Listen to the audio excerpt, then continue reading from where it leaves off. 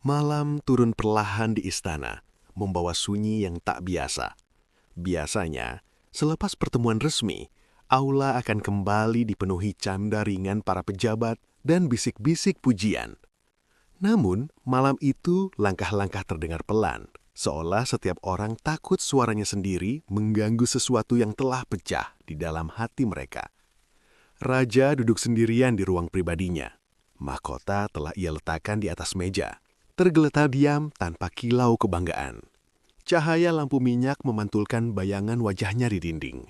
Wajah yang tampak lebih tua, lebih lelah. Kata-kata Abu Nawas berputar-putar di benaknya, berulang tanpa ia undang. Keadilan yang sunyi bukan pujian yang riuh. Ia memejamkan mata.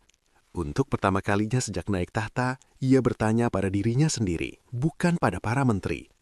Apakah aku benar-benar adil, atau hanya pandai terlihat bijak?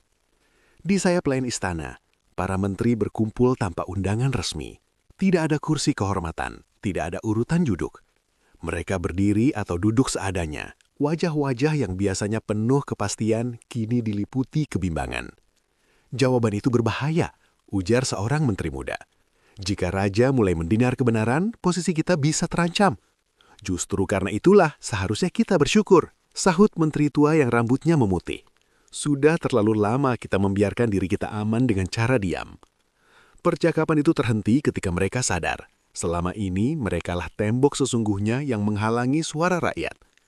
Kabar tentang pertemuan Abu Nawas dengan raja menyebar cepat keluar istana. Tidak ada pengumuman resmi, namun rakyat merasakannya seperti angin yang membawa perubahan.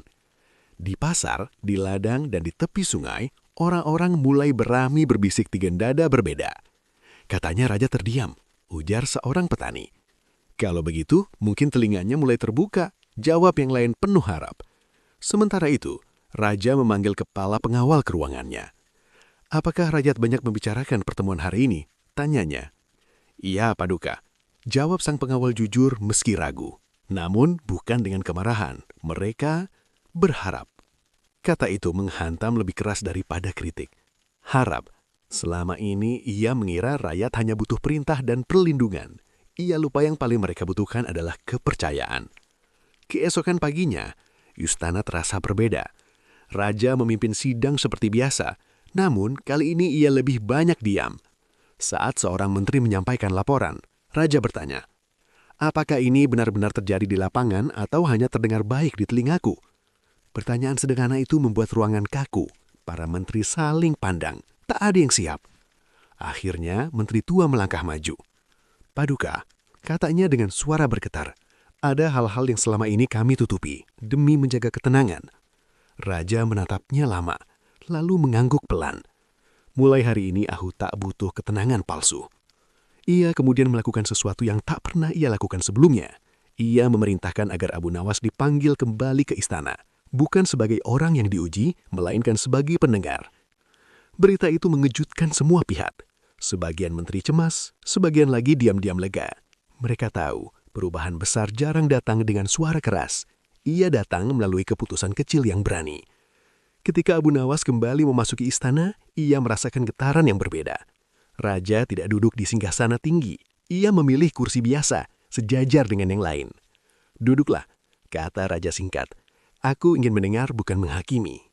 Abu Nawas duduk, matanya menyimpan iba. Ia tak tersenyum, tak pula berbangga. Ia tahu tugasnya belum selesai. Paduka, katanya perlahan. Istana yang kuat bukanlah yang tak pernah goyah, melainkan yang berani memperbaiki diri saat retak. Raja mengangguk. Di hadapan semua orang, ia menyadari sesuatu yang pahit namun menyelamatkan.